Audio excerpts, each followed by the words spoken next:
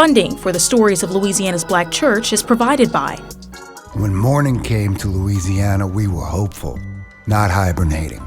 We were stronger, ready for what's next. And together, as we build anew, Blue Cross stands ready to support you.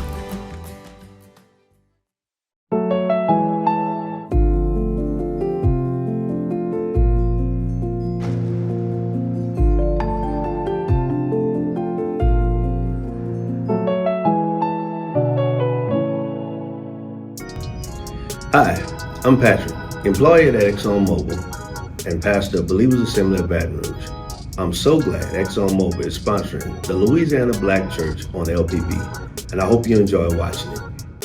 With CSRS, building stronger, smarter communities together. And the Foundation for Excellence in Louisiana Public Broadcasting and viewers like you. Thank you.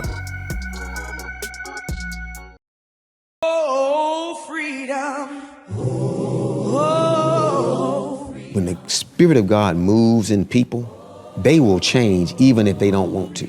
Their hearts will change. And when their heart changes, that's why I believe the Black church is always going to be relevant, it's always going to be vital, and it's always going to be vibrant because it has that spirit.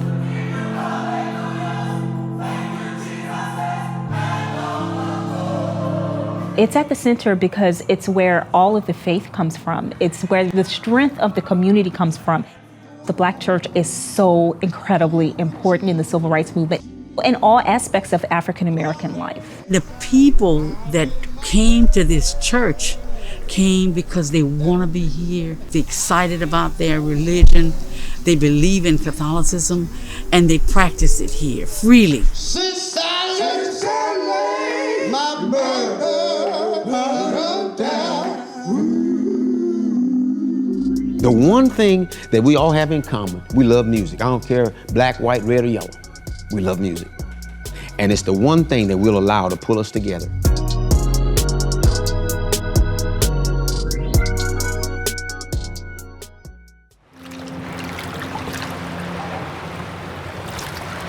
The year is 1719, and the first enslaved people are arriving on ships from Africa in the port of New Orleans, just 1 year after the city's founding. The journey from freedom to slavery, from home to an alien land, has been unspeakably brutal. Yet in the midst of this suffering, the seeds of Louisiana's Black churches are planted. That long journey, across the Atlantic with the temporal dislocation in the hull of a ship, in darkness and excrement and disease, where you didn't speak the same, language as the person next to you, that the question is, what kind of unified African culture and practices could have survived that? That's the question and the argument that some would make. But the truth is they did survive. West African religion is rooted deeply in community. That's how these formerly free people have worshipped in their homeland for years, but the transatlantic slave trade disperses that. Now friends and even family are being separated and given a new religion. In Louisiana, it's colonized by the French and the Spanish, and the French and the Spanish are both Catholic. And so when they come in, they start to convert their slaves to Catholicism. The Catholic Church welcomed slaves and free people of color, but only to a point. So the churches were very, very segregated, but they did, and when I say they, the Europeans and the slave masters really did want to make sure that slaves got some kind of religion, and really it was meant to maintain the institution of slavery. And they really practiced obeying your master and being obedient. But you had a three-tiered racial hierarchy where you had masters, Europeans that were at the top, and then you had free people of color or Creoles in the middle, and then all of the slaves were in the bottom sphere of that. These churches were just as anti-Black, many of them, as the rest of the world. The spiritualism these slaves experienced in West Africa, conjure, voodoo, it was interactive. Everyone would dance and chant. There was none of that in white churches. The slaves seemed to comply, but when you scratch beneath the surface... Between 1791 to 1804, we had a large influx of Haitian immigrants coming in because of the Haitian Revolution. And when they came into New Orleans, they brought with them the practice of voodoo. And voodoo was already here, but it was more prevalent when the Haitians came in. And so when they came in, you started to see that a lot of the voodoo deities are going to be amassed as Catholic saints. For instance, St. Peter becomes Papa Legba. And so what happens is that white people, European people did not understand. They didn't realize that the religion was still being practiced. As the years pass, the slaves assimilate into the white church, worshiping the way their masters do. This is true in Catholic churches across the state, as well as in Baptist, Episcopal, and other Protestant denominations. But over time, splits begin to occur, sometimes because of the leadership, sometimes because the congregants want their own space.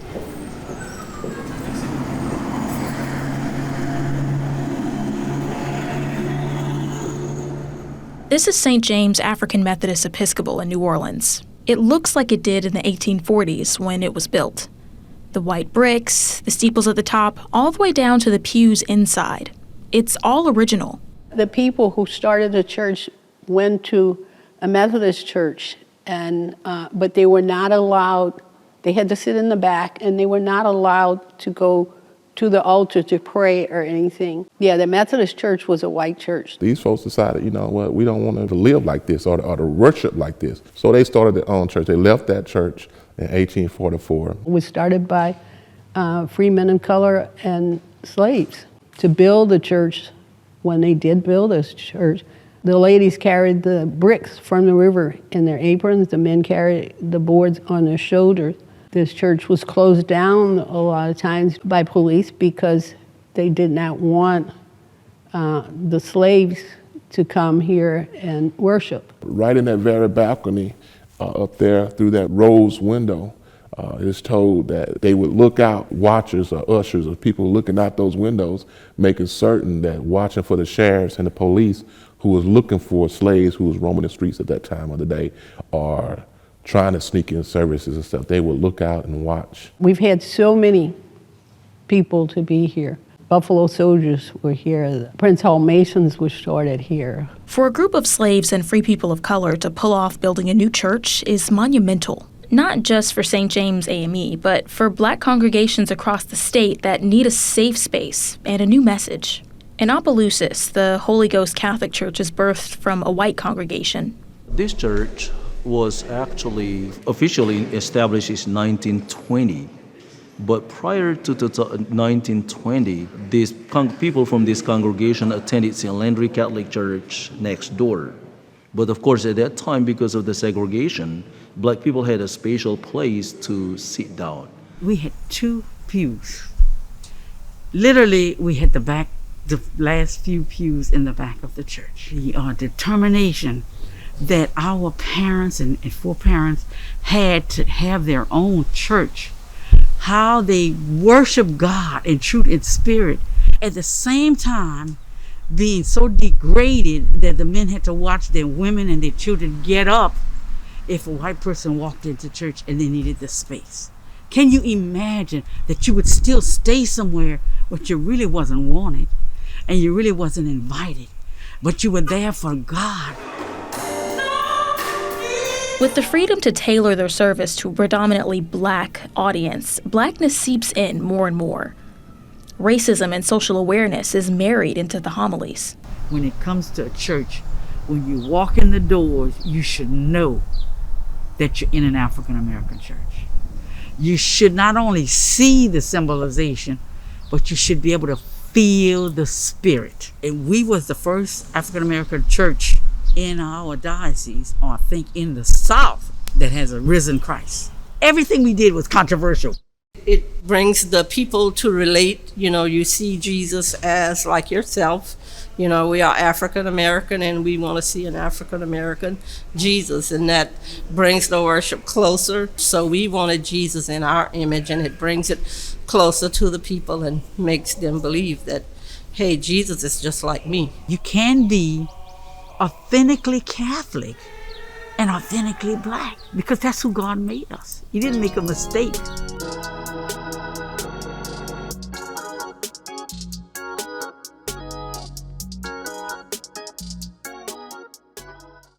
Hello, I'm Robin Merrick, a friend and supporter of LPB, joining you for Louisiana's Black Church. It is LPB who is best able to tell Louisiana's story, and the Black Church is certainly an important part of Louisiana communities large and small. During this brief intermission, I want to remind you that we depend on viewer support to present everything you see on LPB, from this production to the PBS Nature that we watch so frequently, Masterpiece, and Finding Your Roots. Help us continue to deliver to you the quality programs you love. Make your pledge online right now at lpb.org or call us or text GIVE to 888-769-5000. We have special thank you gifts selected for you during this program. Let's hear about them right now. For $180 or a monthly sustaining donation of $15, you will receive the Clementine Hunter Baptism on Cane River platter. For $150 or a monthly sustaining donation of $12.50, receive Louisiana's Black Church Combo. That includes Louisiana's Black Church Program DVD, Mahalia Jackson and the Black Gospel Field Book by Mark Burford, Time is Closer Than You Think CD by the legendary Lighthouse Gospel Singers, plus LPB Passport, your on-demand library of the best of PBS and LPB. For $120 or a sustaining monthly donation of $10, receive the Mahalia Jackson and the Black Gospel Field Book by Mark Burford. And for $72 or a sustaining monthly donation of just $6, receive the program DVD of Louisiana's Black Church and LPB Passport, your on-demand library of the best of PBS and LPB. Just call or text GIVE to 888-769-5000 or go to lpb.org and become a friend of LPB today. Or choose not to receive a gift to let 100% of your donation go to support LPB. All right, we've got joining us in studio Mr. Clay Fourier today to tell us more about the thank you gifts and the wonderful things you can receive as a member of the Friends of LPB. Clay? Thank you very much, Robin. I've got something very special for everybody who calls in right now. And remember, you can call in or text at 888-769-5000. On that text, simply put the word GIVE. Or you can go online to lpb.org. So many ways for you to contribute to Louisiana programming here on LPB. And for a credit card pledge of $300 or more, you're going to receive all the gifts from tonight's show, including the Clementine Hunter Baptism on Cane River large rectangular plate. So call right now at that number. We have operators standing by. I also wanted to mention to you right here on the big screen here, the member challenge. So Ruby and Ori Marino of Baton Rouge, and they are challenging everybody to call in right now at the number that you see on your screen. And what they're going to do is basically they're going to match that pledge that you're doing up to the first $1,200. Now that, folks, is going to effectively double your pledge. So this is a perfect time to call. Give us a call. Help us make more great Louisiana programming like you're seeing here tonight. You know, I also want to thank our local underwriters for this program, and they include State Farm, ExxonMobil Baton Rouge, Blue Cross Blue Shield of Louisiana, and CSRS. Thank you, and thanks to everyone who has called in so far during this pledge drive, and especially during this Louisiana program. Let's go back on over to Robin. Thanks, Clay. So very glad we're here together, and we've got Kara St. Cyr joining us in studio as well. Kara is the co-host of Louisiana, the State We're In, and she's also the producer for Louisiana's Black Church. And Kara, it's so good to meet you in person. We met virtually a few weeks ago as we were celebrating Black History Month and the premiere of the Henry Louis Gates documentary, The Black Church, and it was amazing that we had that opportunity to preview it. And now you've come back and worked on something very specific to Louisiana, which is exciting for us. Yes, so we're working on our own little version of the Louisiana Black churches. It's very similar to what PBS was doing, but we want to highlight our churches because we also have a very unique, rich history whenever it comes to our Black churches. And a lot of the things that have been going on in those places, you still see they've made such a really big impact. For instance, here in Louisiana and Baton Rouge specifically, they've really had a big church impact. For instance, Mount Zion Baptist Church. It played a huge role in civil rights because a lot of people don't know that the Baton Rouge bus boycott was the blueprint for everything that went on in Montgomery. Correct. And even afterwards, we've had really serious things happen with voting here because in West Feliciana Parish, East Feliciana Parish, they didn't have any Black people registered to vote. And it's a lot of strength for these people to get together and use the church to make those changes and make those things happen. And we really explore that in this documentary. And we're excited. Like I said, this program that we're watching is really giving us a chance to see our churches here in Louisiana, while we had the opportunity to watch the Henry Louis Gates special that talked about the Black church, you know, in total. But now we're getting this opportunity to see the influence that it has had in Louisiana. And clearly civil rights has been a large part of that. But even beyond civil rights, you know, you talked about the impact that the church has had on some other areas in the community, because it has been the mainstay of the Black community for such a long time.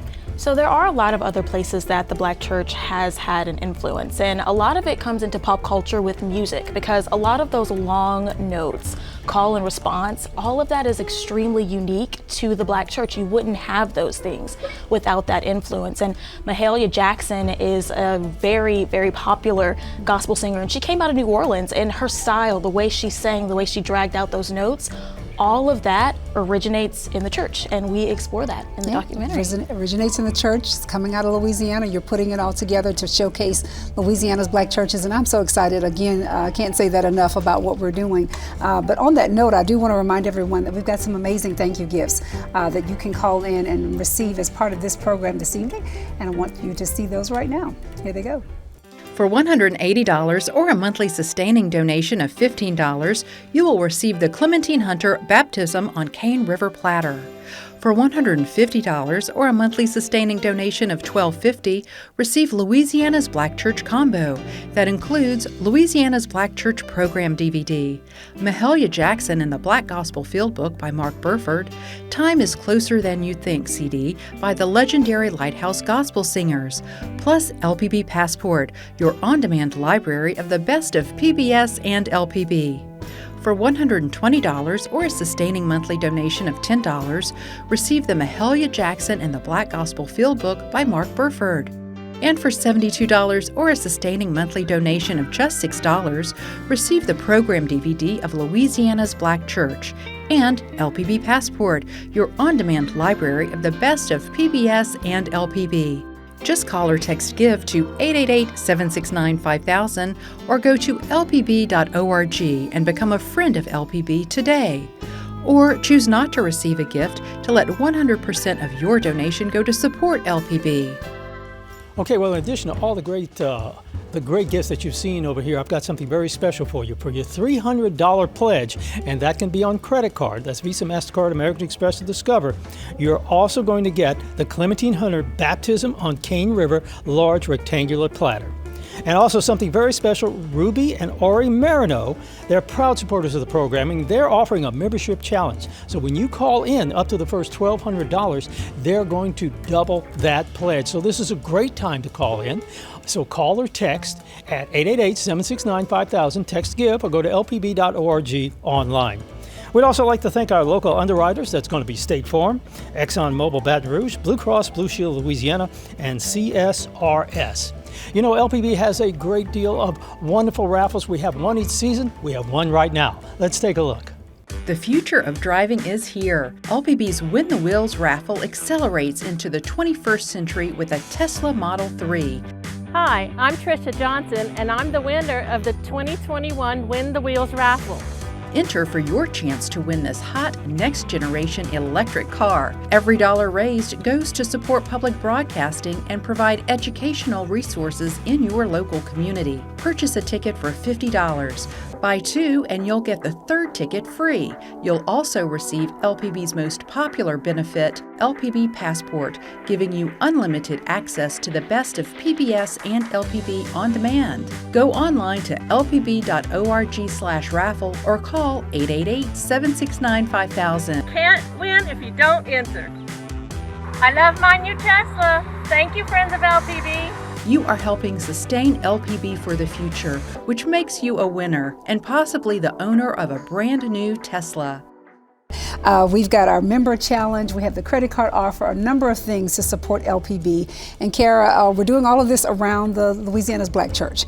And so we're very grateful that you are here and the documentary that you've worked on. And we're going to come back and talk a little bit more in the next break or so about the work that you're doing. So I want to thank you again for taking on this task. And any final words before we go back to the next segment? Oh, I'm just excited to talk about the other topics that we have coming up. All right, that will do. So back to Louisiana's Black Church.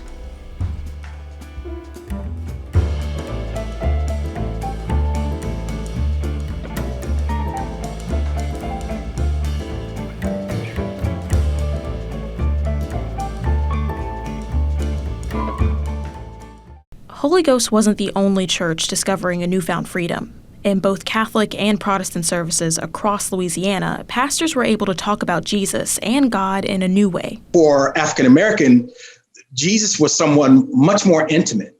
Jesus was friend, right? Jesus wasn't someone distant. And this actually comes from African American religion and not the reverse. We've always preached that.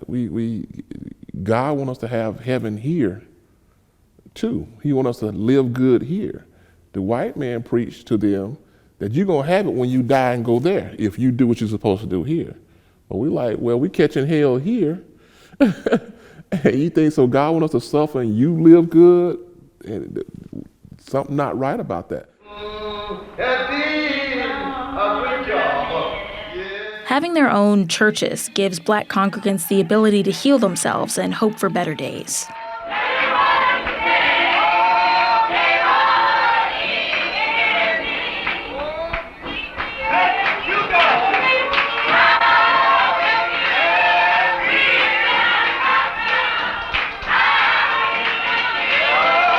And that hope translates to intense worship. We're emotional, where dare I say soulful, is something that's in us. It's always going to be different. You can go to a United Methodist, which is our sister denomination, and hear a song, a hymn that's being sung, and then come to an AME church.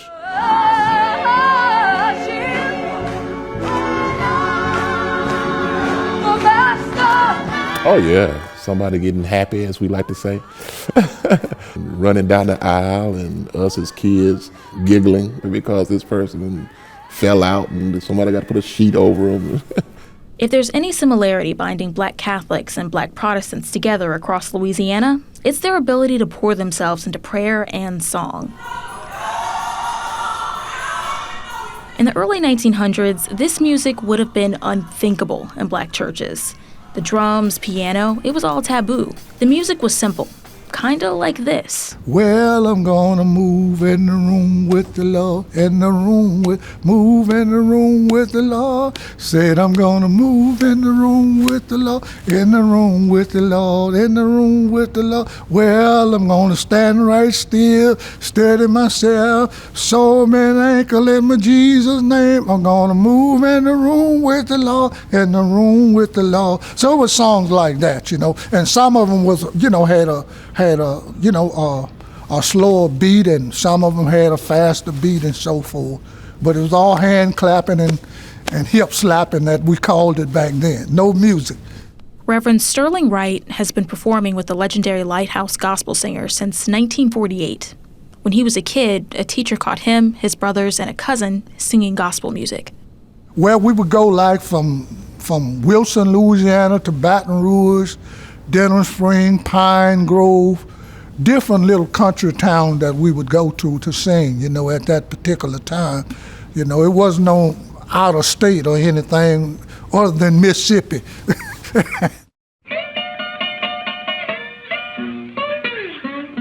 When Wright was coming up, churches were trying to avoid this sound. In the 1940s, the blues was really picking up.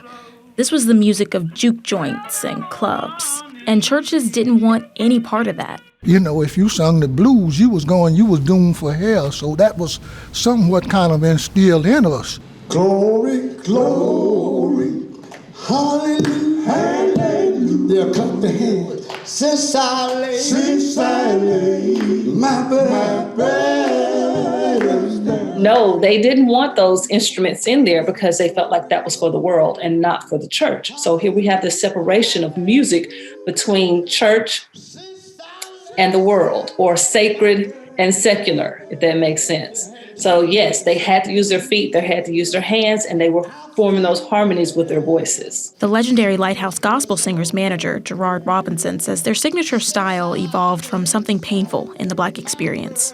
The suffering that was endured by our ancestors and our forefathers, The only way to basically express that without causing trouble on the plantation was through the soul of their music.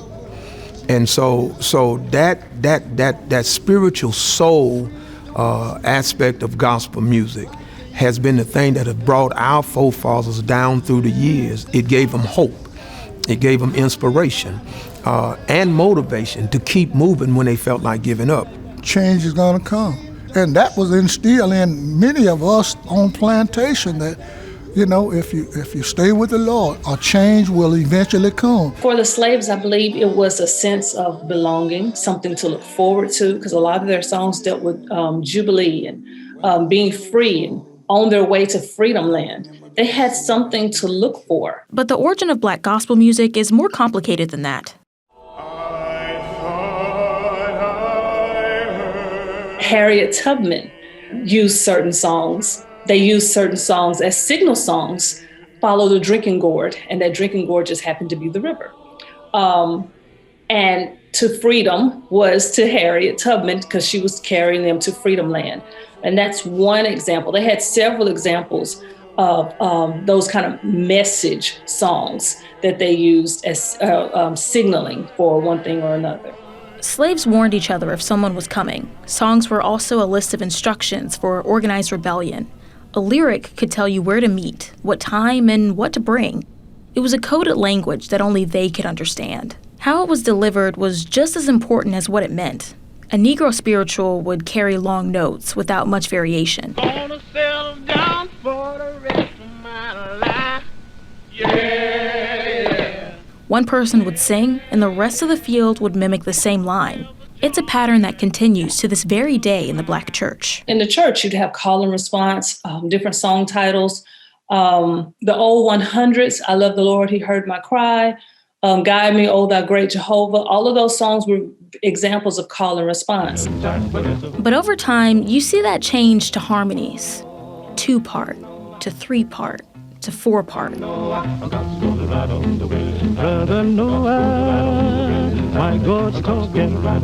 By the 60s and 70s, the music evolves even more as artists like Mahalia Jackson, a New Orleans-born star, blends the blues with gospel. Oh, don't move, mountain.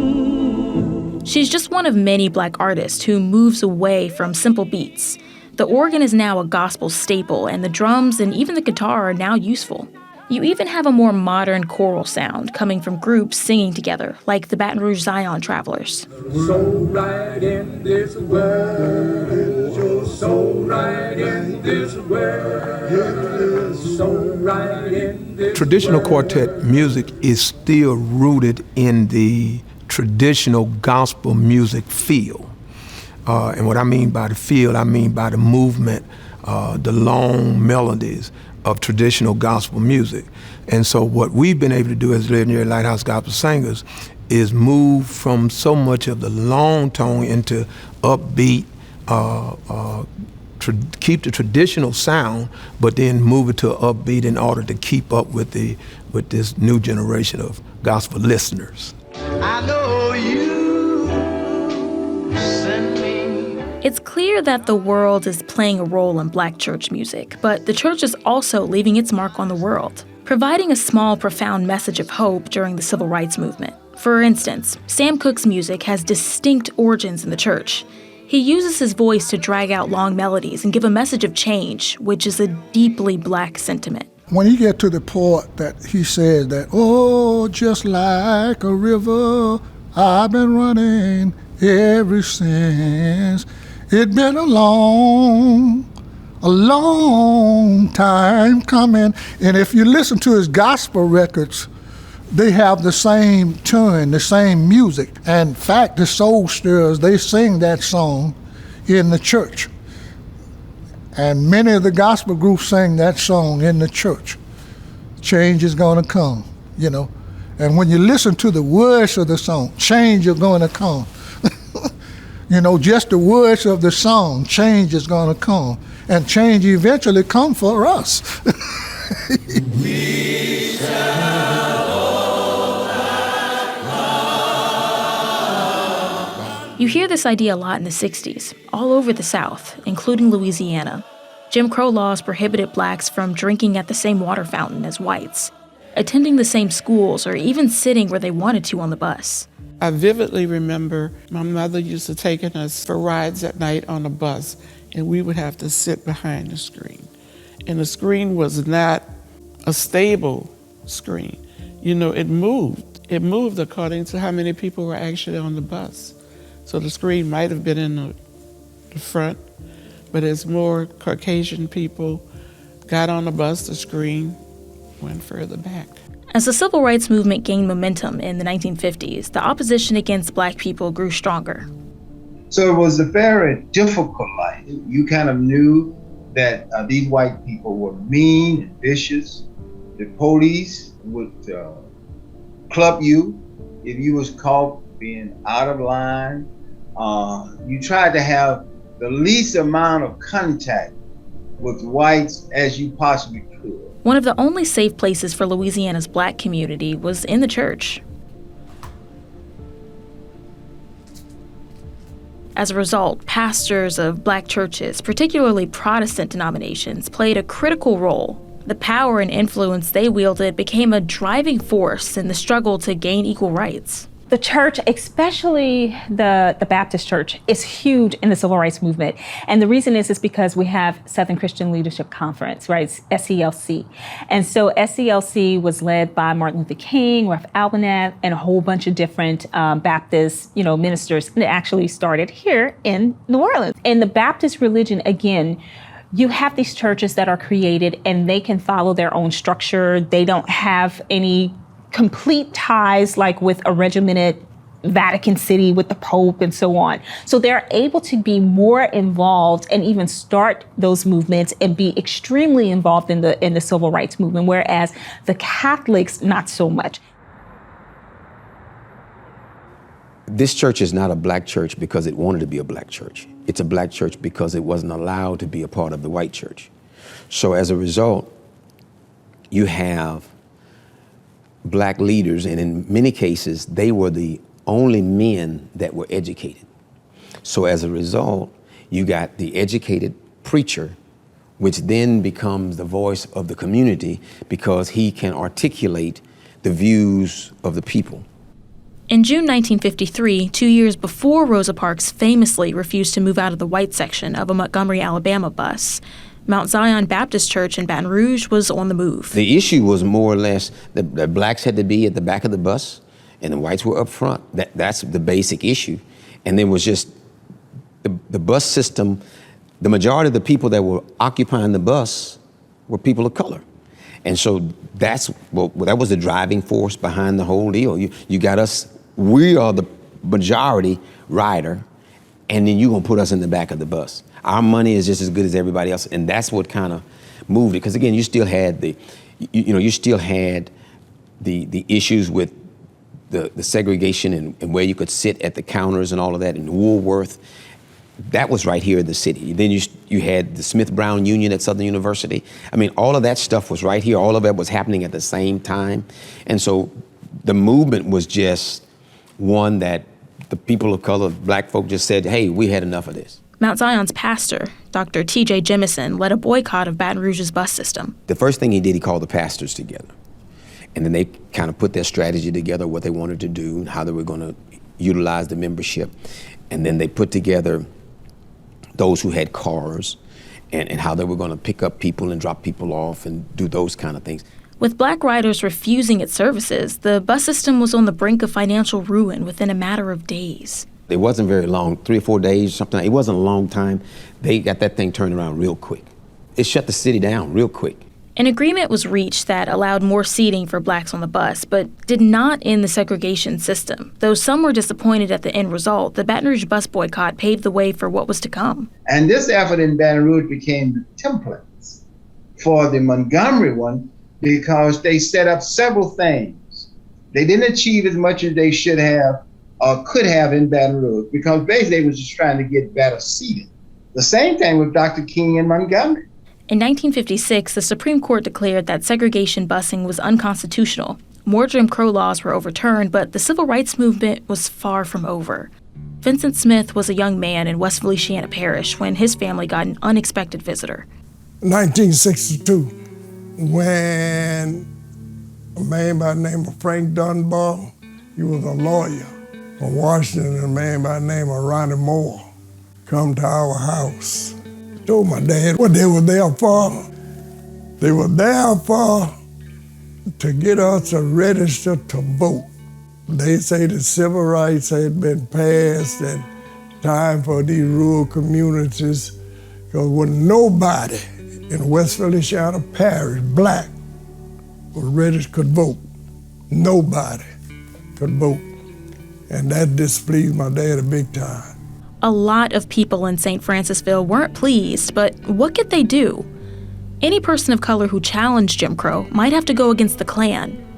Cross burnings and violent attacks were common, and the stakes were as high as they come. Somebody might lose their life, somebody might get beat. It's a risk Vincent's dad was willing to take, though precautions were in order. And there was only one place to meet safely. A church in the old days was the pillar of communication. You go to the church, we didn't have television. So if something happened in the community, when somebody hear about it, they go to the church and ring the bell. Because Ronnie Moore told my dad, get 6 or 7 men, preachers, deacons that you can trust, that can keep their mouth closed. And he did it. It took more than a year, from March 1962 to July 1963, to get enough people to have a meeting. It started at Pleasant Green Baptist Church because the pastor of that church and the deacons were the only one would agree to have it at the church. Yeah, they're just simply scared. You know, this is something altogether new to black people. And then all the threats come out, and that scared people. About 100 people showed up at Pleasant Green Baptist Church to learn how to register to vote. They were taught techniques to avoid confrontation with white people, but they were taught something even more important: literacy. See, we had a 4-page form to fill out, 3 pages. And we had to recite the Constitution, the preamble to the Constitution. And a lot of people had never heard of no preamble. So that's the reason it took so long, because all of us was farmers and a lot of them couldn't read and write. The secret meetings continued at the church until word leaked out. Now, how it got out, it was a Judas in the bunch, I reckon, like when Jesus Christ. We didn't mind it getting out, but you just didn't want it to get out at that point in time. Because what we doing gonna be published. You can't keep it a secret. When word spread that the Baptist Church was a meeting spot for black people registering to vote, whites in the area retaliated during Sunday service. So they had went in there and disconnected, had all them old gas heaters with the butane gas. They had disconnected the heater, but it had a timer on it to go off at 12:30. But it didn't go off till 2. And church was over. Or they blew a hole in that wall from here to that wall. And one man was in there seeing that it being locked up and all, and he got hurt a little bit. Not real bad, but it was a scary time. It was a really scary time because nobody knew, what the next gonna be. The church moved voter registration to the Mason Hall, but even that wasn't safe. We went to register to vote October 17th, 1963.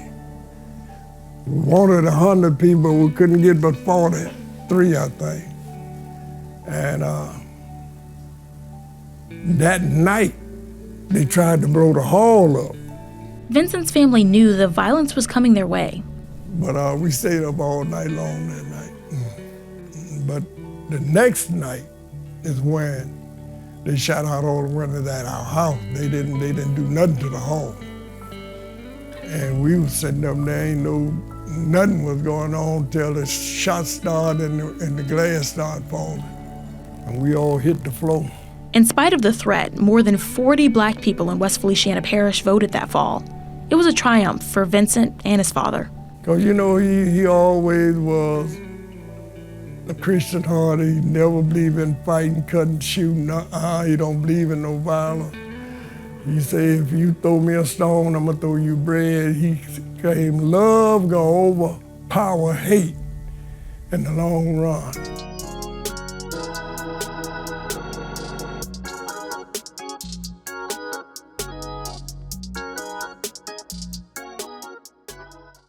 Hello and welcome back. I'm Robin Merrick, volunteering this evening because I value all that LPB offers.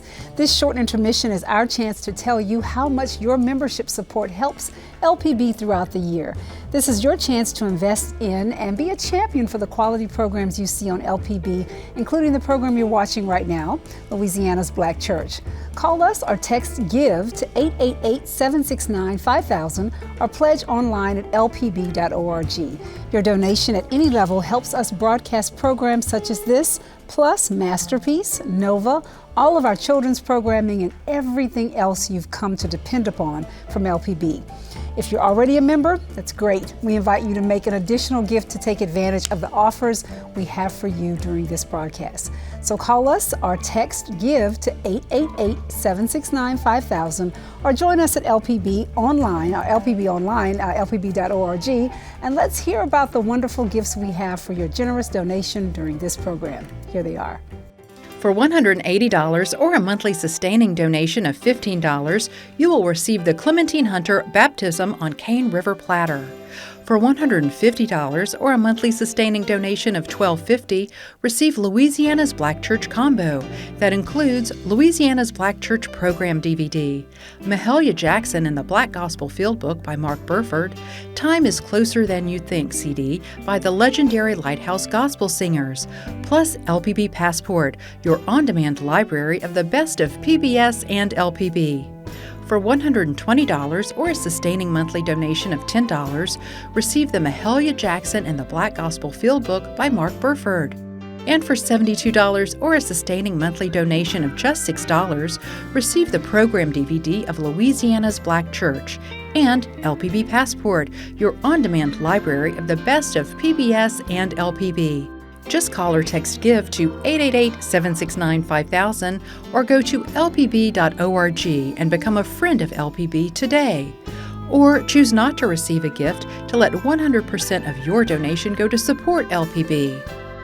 And once again, we've got Clay Fourier in studio with us to talk more about the other opportunities that you can benefit from by giving us a call at 888-769-5000. Clay? All right, and I got something very special for everyone who pledges at $300 or more on a credit card. Right over here, the Clementine Hunter Baptism at Cane River rectangular plate. This can be yours in addition to everything else that you're also getting, all those other gifts. Now, I wanted to mention the special membership challenge. So, Gooby and Ori Marino, they're going to challenge everybody calling in right now up to the first $1,200, whatever you're putting in for LPB programming, and that's going to effectively double your pledge dollars. So call us right now at the number you see on the screen or text to GIVE or go on to lpb.org. You know, speaking of which, I wanted to also thank our underwriters for this wonderful program tonight. They include ExxonMobil of Baton Rouge, State Farm, Blue Cross Blue Shield of Louisiana, and CSRS. Thanks everyone who's called so far. Let's go back on over to Robin.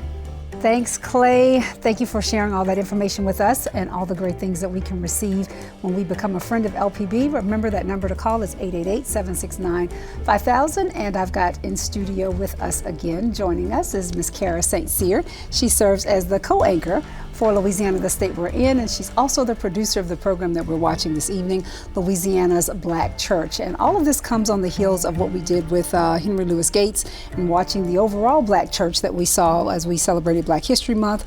But now we are delving deeply into Louisiana and what's happening. And one of the questions I had to see if you've discovered is whether or not the Black Church is still the anchor to the Black community.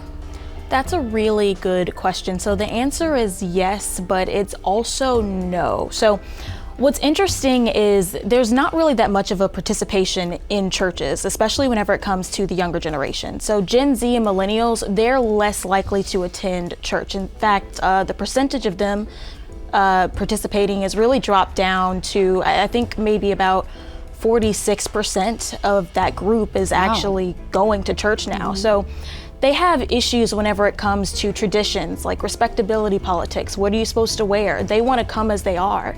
And they also have some sort of disagreements with scripture, but you also find that Black culture and the culture of the church is still rooted deeply in them because their grandparents and their parents have been so close to it growing up.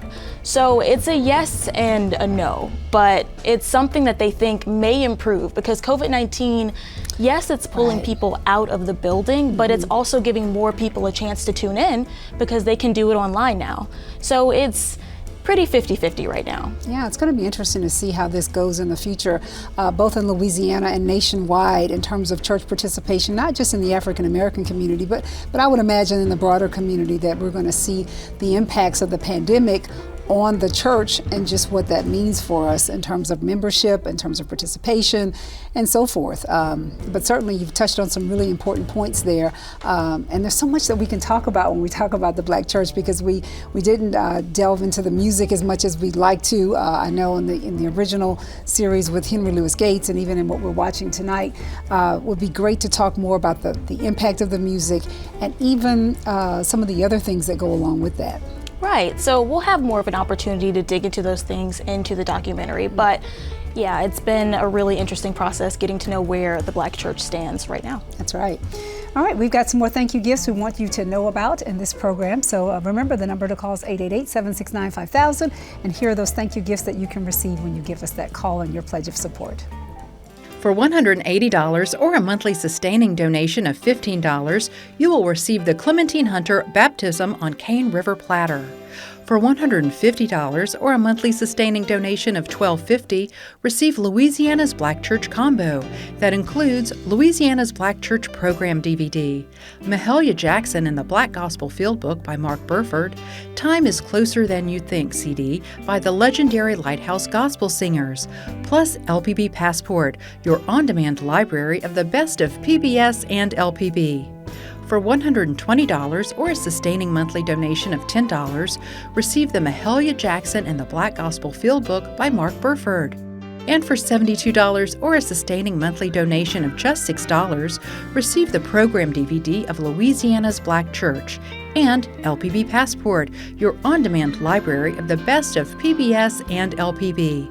Just call or text GIVE to 888-769-5000 or go to lpb.org and become a friend of LPB today. Or choose not to receive a gift to let 100% of your donation go to support LPB.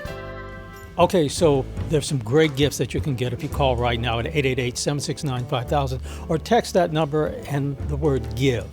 Now, in addition to those gifts, for $300 or more on a credit card, you can get this. This is the Clementine Hunter Baptism at Cane River rectangular plaque. It can be yours along with everything else. I also wanted to mention, once again, the member challenge. That's Ruby and Ori Marino. They're proud to support the programs here at LPB. They're challenging all viewers to donate right now during this pledge drive, and they're going to double that. We're going to go up to the first $1,200. It's going to double what you are giving us right now so we can create some more great programming here on Louisiana Public Broadcasting for you, the Louisianians of this state. Also, I want to thank our local underwriters. That's State Farm, Exxon Mobil, Baton Rouge, Blue Cross and Blue Shield of Louisiana, and CSRS. Now, one of the other things that we do here at LPB is we do some great raffles. There's an exciting raffle every season. We have one going on right now. Let's take a look. The future of driving is here. LPB's Win the Wheels raffle accelerates into the 21st century with a Tesla Model 3. Hi, my name's Seth Irby, and I'm a proud board member for the Friends of LPB. Join me in supporting LPB and enter the raffle today for your chance to win a Tesla Model 3. Enter for your chance to win this hot next-generation electric car. Every dollar raised goes to support public broadcasting and provide educational resources in your local community. Purchase a ticket for $50. Buy two and you'll get the third ticket free. You'll also receive LPB's most popular benefit, LPB Passport, giving you unlimited access to the best of PBS and LPB on demand. Go online to lpb.org/raffle or call 888-769-5000. You are helping sustain LPB for the future, which makes you a winner and possibly the owner of a brand new Tesla. Don't miss your chance to be a part of that. Kara, this has been awesome, and I wish we had time to talk longer, and I really kind of feel like this is the beginning of a part 2, perhaps, that we can do this again. But what's one thing, real quickly, that you learned that you didn't know about the Black church going into this production? Oh, one thing. All right, so I didn't really know the scope of the West African influence on Catholicism, and I think that that's really something interesting that you find out in this documentary. Ah, love it, love it. All right, so Kara, we want to thank you again for all that you do, and thank you everyone for joining us. 888-769-5000 is the number to call. We appreciate you being here with us.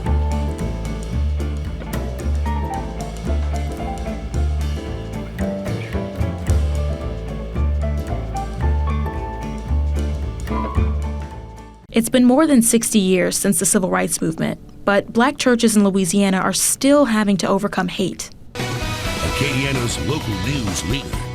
The State Fire Marshal's office is investigating a fire that destroyed a church early this morning. Breaking now, firefighters are on the scene of another church fire in Opelousas. Fire District 3 is fighting the blaze at Mount Pleasant Church. Greater Union Baptist Church is in complete devastation after seeing that this is what's left of their church. I'm Cheryl Laws Richard from Opelousas, Louisiana, and I've lived here for 59 years.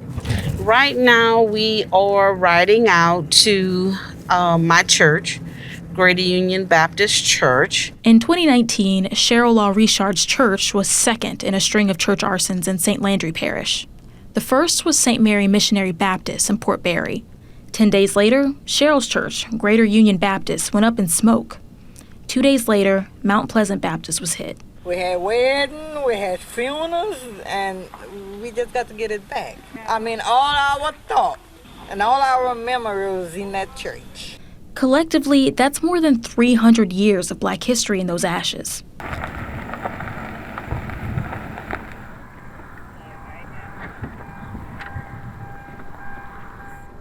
It's a whole flood of emotions that come out just coming out here, walking out here. The front part of the church was over this way. We entered the church from the highway, and you start imagining what was. You can still remember when you walked in the foyer of the church. Holden Matthews, then 21 years old, was arrested for the arsons. He was heavy into black metal music and wanted to prove a point. On a hidden Facebook account, he wrote, "Can't stand these Baptists around here. Bunch of people trying to find happiness in a religion that was forced on their ancestors, just as it was on mine. I wish more Black people would look into ancient beliefs of pre-Christian Africa." He sang a lot about the church and his distaste for it on his YouTube channel.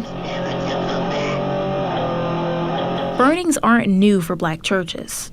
Fire has been a way to terrorize Black people since Jim Crow. Burning churches, burning crosses, it all means the same thing. But domestic terrorism like this isn't the only challenge Louisiana's Black churches face today. An even greater threat is the loss of interest. But see, that's one of the wrestlings that we wrestle with when you sit down and think about the tension between this generation and the generation of the old. The number of young congregants is starting to drop at Black churches across the nation. In 2019, Pew Research found that nearly 46% of Gen Z did not attend church at all, while millennials were even less likely to attend at 49%. The football fields, the soccer fields, the dance, they have more young people than the church. And so the question is, have we, the church, been intentional about creating opportunities for our young people to be connected? Today's generation often rejects the old way that Black churches worshiped. For some, the rejection of gay marriage is enough reason to cancel church altogether. Gender norms also seem to be a deal breaker. I had one young man who was open and he acknowledged himself, I'm a queer Black guy.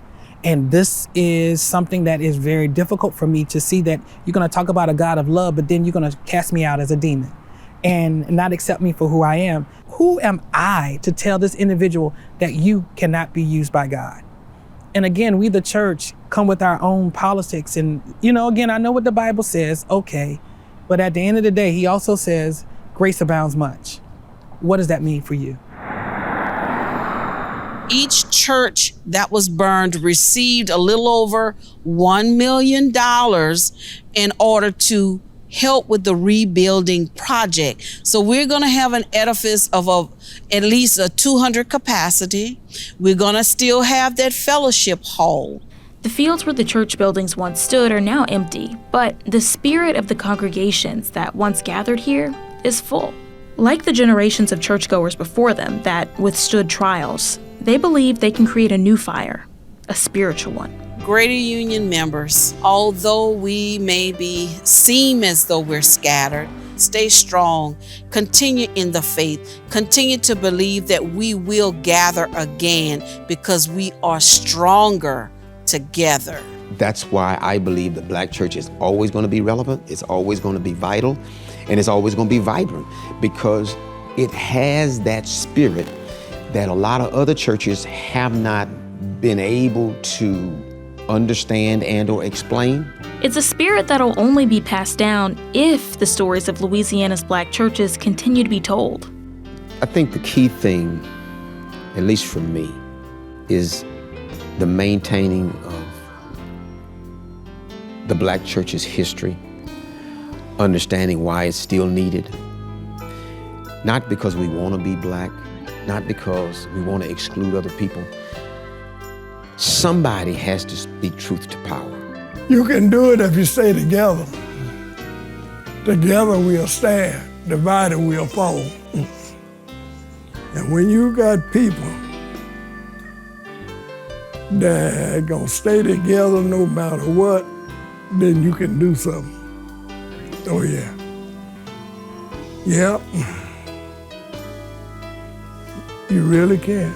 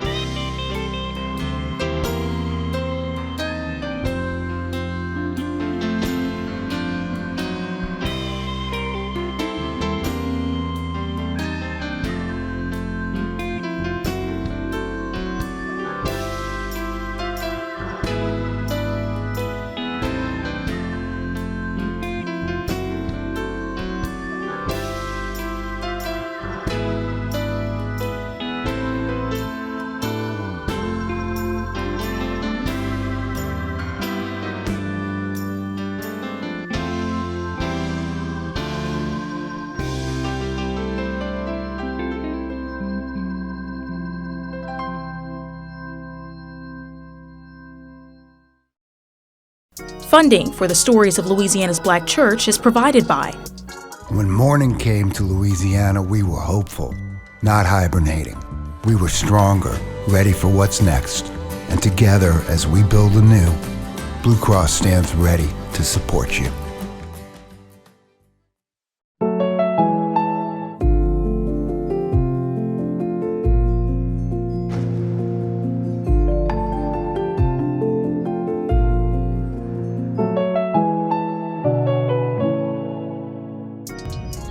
Hi, I'm Patrick, employee at ExxonMobil and pastor of Believers Assembly of Baton Rouge.